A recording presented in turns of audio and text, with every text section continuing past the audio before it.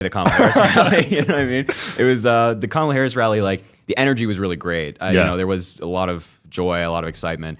But the Trump rally I went to, the first people I started talking to like recognized me, and they were like, "Oh, you're a DNC shill. You're a communist. You want to indoctrinate our kids." I'm just like, they were really in our face from the get-go. But you know, I love the debate, so it was fun. It was just kind of intense at the beginning. Did you go there to film content? Yeah, we went there to do some in-person debates. Yeah. And I got to be honest, there were some people there that were Trump supporters who were like good faith. They weren't, you know, they were trying to engage in a good way and like actually have conversation. But I'd say the majority of people we ran into, they were not interested in like a cordial conversation. You know? Which rally had more people? Oh, the Kamala Harris rally. Really? Yeah. The Kamala Harris rally was packed. The Trump rally, I actually posted a video on TikTok about he was still on stage and people were leaving. Like a lot of people were leaving really early. Wow. And some of these people had red hat on. Some people I think were just kind of maybe interested or just attending the rally to see what was up. Yeah. But a lot of people were leaving early. Damn. That's wild. I thought Trump got more people, honestly. Yeah, I don't know the specific numbers when it comes to venue sizes that they were at. Just from my eye, which is obviously not like a reliable kind of indicator, but from my eye, it seemed like that makes sense. Did you see LeBron's video yesterday? I did. What did you think about it? I thought it was great. I'm glad that, you know, a lot of these celebrities, these people with huge platforms are coming out and endorsing Kamala Harris. I mean, obviously, I think that's the right move for the country. So I'm glad that like, people like Taylor Swift or LeBron James and whatnot are coming out. She's gotten some big ones lately. Yeah, there have been a lot of big celebrities in recent days. I think that's probably deliberate. I don't think the timing is a coincidence. But it was a great video. How are you feeling with 4 days left? Because there's a lot of different polls. There's the poly market stuff. There's the actual polls. Like, how are you feeling? I think it's a true toss-up. I mean, you know, there's a lot of, I'd say, people on both sides who are like, oh, my candidate's definitely going to win, or, you know, whatever. Or it's like decided practically. I totally disagree. I think that I would say it's 50-50. Coin flip. It's going to come down to turnout. You know, I think like genuinely think 50% of the country supports Harris, 50% supports Trump. It's just like, will the 50% for your candidate get out? And that will decide it. It's going to be like tens of thousands of votes. Okay. That, you know. So you're pretty objective. Yeah, I mean, I think like I obviously have my opinions when it comes to Kamala Harris, but when it comes to like the data, like, you know, the numbers don't lie. Yeah. We have to be honest and like set expectations properly. But you know, I also try to be objective with the political views. I'm not, you know, just buying into Democratic politics because it's fun or, you know. Which I think is important in your space. Yeah, I mean, 100%. I think. And I think what's lacking in politics right now is genuinely like good faith discussions. People who want to have a conversation with someone they disagree with. You get a lot of screaming, you get a lot of name calling, and I'm not innocent in that. You know what I mean? But you know, I've had my fair share. It's of those. human nature. It's human nature, right? But I think we have to get back to like sticking to the facts and focusing on information we know to be true, as opposed to like what we want to be true. Which I think.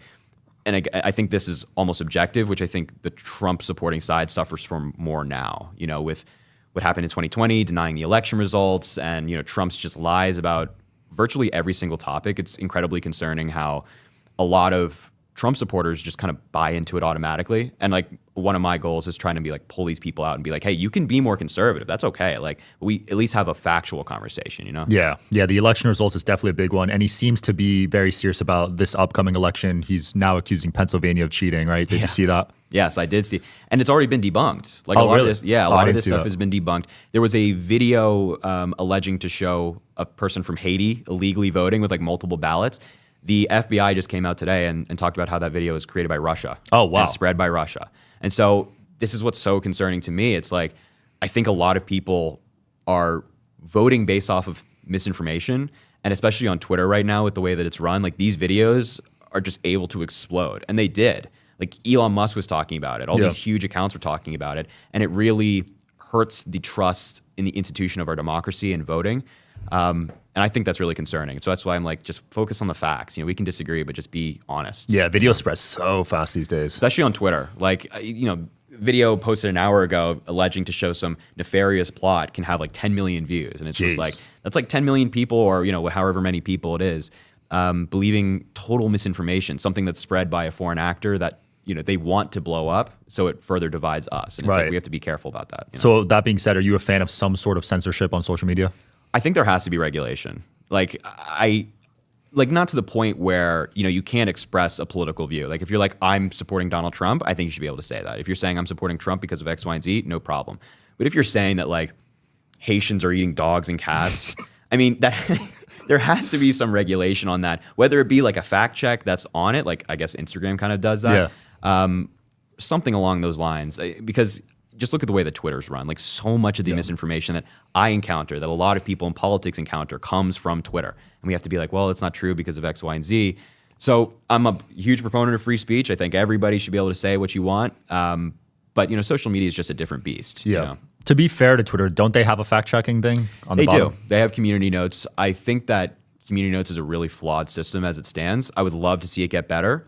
It's just, it can take a long time to appear. Some of the community notes are certainly like politically driven. Yeah. And I've seen it on both sides, happening to Democrats and Republicans. Like I've gotten community notes on my post saying that I'm paid by the DNC. I've seen that, yeah. I've never received a dime from the DNC. And it's just like, it's just kind of like, that's annoying. That's obviously an abuse of the system. So if there was more objectivity in the community notes, I'd be like, great, Yeah. So I'm glad you said that, because I saw that came out with the whole Bryce Hall thing. Yeah. You said you got paid. So could you explain what happened there exactly?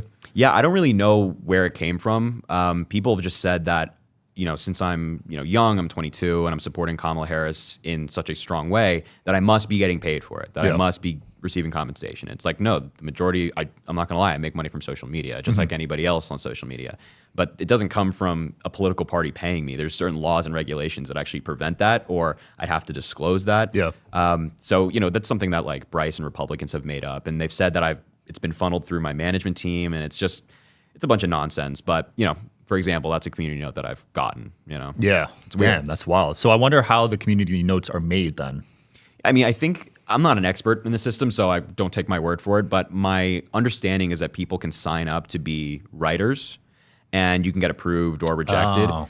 And so I think that's how it works, but I'm not 100% sure. And I have some people who do, that I know, that I'm like decently friends with, that write community notes, but again, not an expert. Yeah, so it sounds similar to Wikipedia then, where there's like a seniority level. Yes, 100%. That makes sense. 100%. Were you one of the first people that did those TikTok live debates? Because those are viral now, right? Yeah, so I mean, I wouldn't say I was the first. Like I've some friends of mine, Parker and Dean, who have really been doing the live streams for longer, but I've been doing them for like, I'd say 8 months now. Yeah. And they're fun. Those are wild to me, because I'll pull on any hour and it'll be 10,000 people. It'll be either midnight or like 10 a.m. and it's just like packed. Yeah, I mean, I think that, those debates are really important. I think I described it in a recent interview I did for a newspaper as like the new version of door knocking, right? If you're on the ground, which on the ground work still is crucial.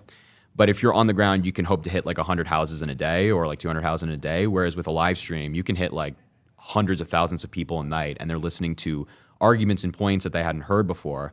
So these live streams have been really great in like spreading the word. And I have to say, I think that the Democrats or left-leaning people have really utilized them better than Republicans, which obviously I'm very happy about, 100%, especially on TikTok. Yeah. I think like the Republican social media game still is just not that great.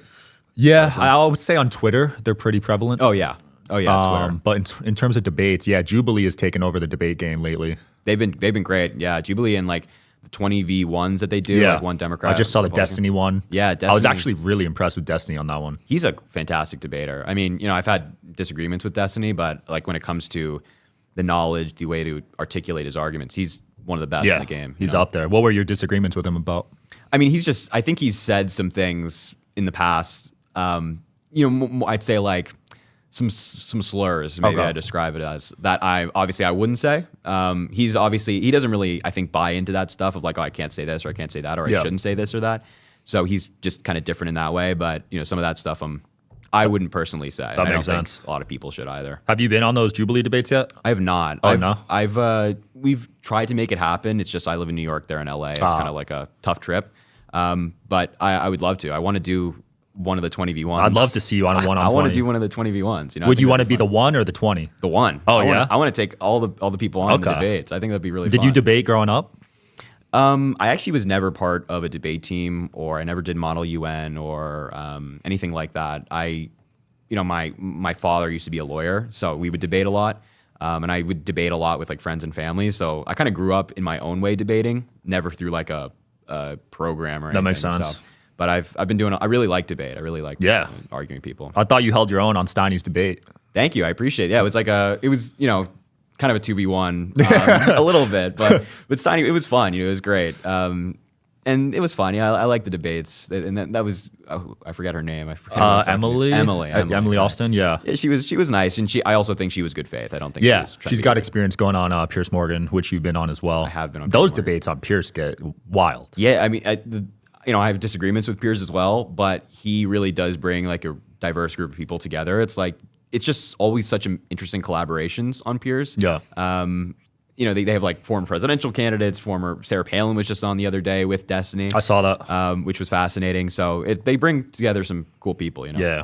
Since you're in New York, were you at the Trump rally at MSG? I was not. I deliberately stayed away. I was like, gotta stay away from that. But it looked huge. It was packed. It was packed. I've heard that the numbers were really big there. But I just saw a memo from the Harris campaign today that their data is showing that undecided voters are now breaking for them by double digits because of Trump's MSG rally. Damn, because of Tony's talk? Mm-hmm.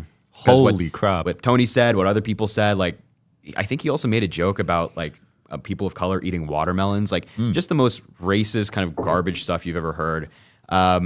And that was really swayed people. They're like, this is, in my view, what a second Trump administration would bring. Yeah. And I think a lot of people are seeing that as well. And the data is actually showing that as well, which is... Yeah, I'll say just being objective about it, having a comedian as an opening act is risky.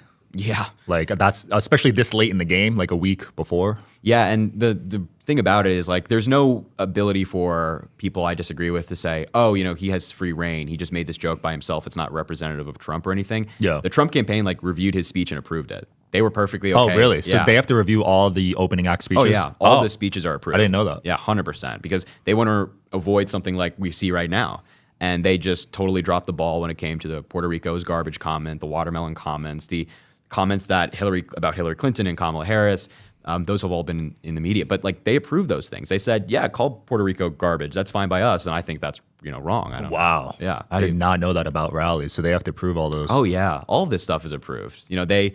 There's nothing that Trump or I'd say Harris does that isn't, like, reviewed line by line. Wow. They're very particular. And their things are written out for them, right? Yeah, they have speechwriters. They have yeah. speechwriters. So, like, Trump is never, writing his own speeches. He has somebody that's doing it for him. For Oh, sure. really? 100%. Okay. I mean, he goes off the teleprompter a lot, and then I think that always ends very badly for him because he'll talk about Hannibal Lecter, he'll talk about boats sinking and things like that with batteries. It's all nonsense. But that's, like, I think important for people to see because that's who Trump is. Like, a lot of people who've worked around him are saying, like, yeah, this guy's incompetent. He has no idea what he's doing. He has no understanding of U.S. history. And so when he goes off teleprompter, like, that's who would be getting for 4 more years, and I don't think anybody, in my view, would want that. He is 78. I just saw Pac-Man drop the video that there is signs of mental decline. Yeah. And actually proof of it. So I thought that was interesting. Yeah, I mean, also, not a doctor, not an expert in this stuff, but when you compare the Trump of now versus the Trump of like 8 years ago, it is different, and that doesn't mean that he's suffering from dementia or like some form of mental decline, but he has gotten like more unhinged, more unstable, in my view, and you can really see it in his rhetoric. Like, why is he talking about Hannibal Lecter? Why is he doing that? Like, what does that mean? Why are you doing that? It's just very strange to me. Yeah. Have you ever talked to him? Oh my God, no. He's never tweeted at you or anything? Not to my knowledge. No. He just went at Mark Cuban. They have a feud. They've had a feud going on for a long time. Yeah. What did you think of that whole debacle, I guess? Yeah, I mean, I don't know. I think that Trump sometimes projects his insecurities onto people he knows are like better than him. So, like, I think he's incredibly jealous of Obama. He's really? like a 2-term president, admired by, I'd say, the majority of the country in terms of like the numbers, a Nobel Prize winner, really accomplished man, Harvard-educated lawyer. And Trump is really none of those things. So I think he like does that to Obama. I think he does it with Mark Cuban as well, because Mark Cuban is also like liked. He's really successful and all this stuff. And he's got $6 billion. Yeah, right, exactly. He's got a lot of money. He's got a lot of money. And not saying that Trump doesn't either. Of course, he has a lot of money, but...